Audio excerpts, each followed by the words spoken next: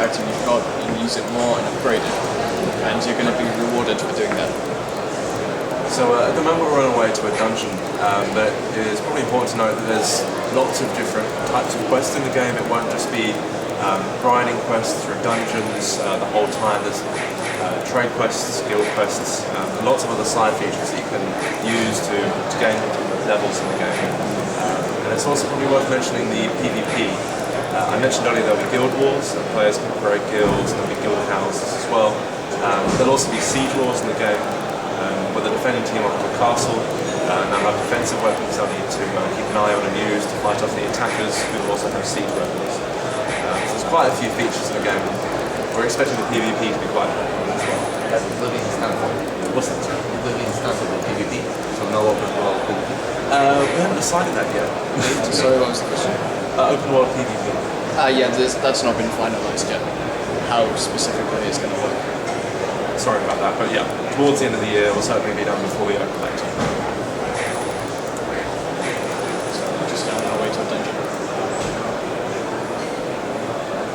Now, this is a really good time to talk about the different camera views you can have in Eligium. Yeah. At the moment, we've just been using your traditional MMO view, but should you want, you can shift to, sounds strange, but 2.5D. So you have your isometric dungeon crawler view.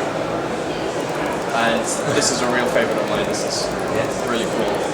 So if you like dungeon crawling, you can play like this. You don't have to be in a dungeon, you can change the view anywhere.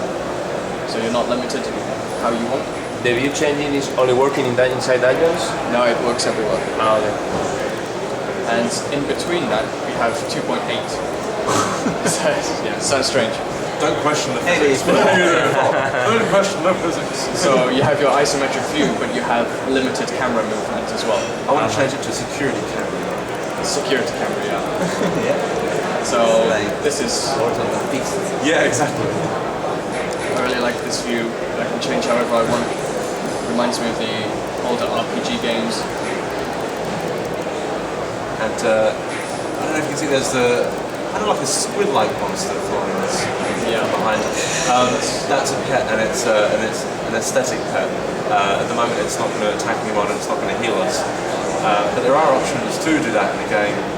The rearing system, you get an egg, which you can purchase, and depending on what items you give the hatchling, will give you certain buffs later in the game. So if you give it lots of health potions, for instance, it might heal you in battles. If you give it potions like Vigor, it might start fighting enemies in battles as well. So you can rear it, and depending on what you give it, change what the pet does.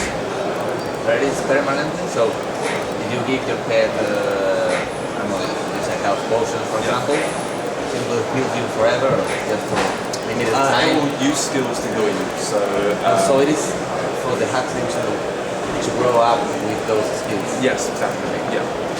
It'll be like a support monster in battle. Also something that's really Customize cool. it to Yes, exactly. something like that.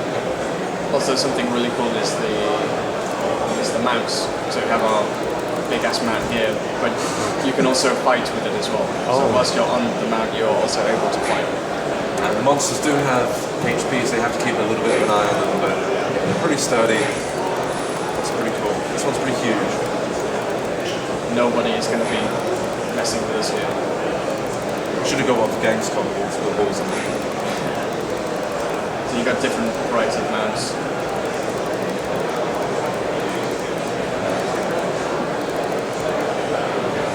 Please and shiny. So, I mean, just to sum up Eligium, it really is a bit of a feature monster there. There's a lot of features in the game, and a big plus point, at least for us, is that they'll all be there at launch. So players will be able to access them when they get to the correct level in the game. And most features you can think of that are in an MMO will be in the game. For newcomers, the difficulty curve should be pretty gradual. It shouldn't be too off-putting for newcomers, so we're hoping a lot of new players will join. But yeah, for those hardcore MMO players who like their features, there's going to be a lot of content in the game. So it doesn't matter what type of MMO player you are, PvE, PvP, Quest, RP, role-playing, there's going to be something for you to do, and there's going to be plenty of to do in that. certain specific area as well. So for the PvP fans, you're going to be having lots of guild v guild, lots of siege. The things to do for PvE fans, there's going to be lots of quest types, 7 different quest types to do. There's going to be lots of things. And there's going to be a lot of replayability with the skill system, being able to level your character how you want in terms of skills. Do you guys have any questions at all? Or? No. I can just hear. I'll give you very quickly. New instrument's got all the assets from Gamescom, Terra and Eligium, both on it. There you go. Thanks for that too. And that one will be turned. Oh, cool. No problem. Terra was at 315 today, was it? Yeah, I think 350.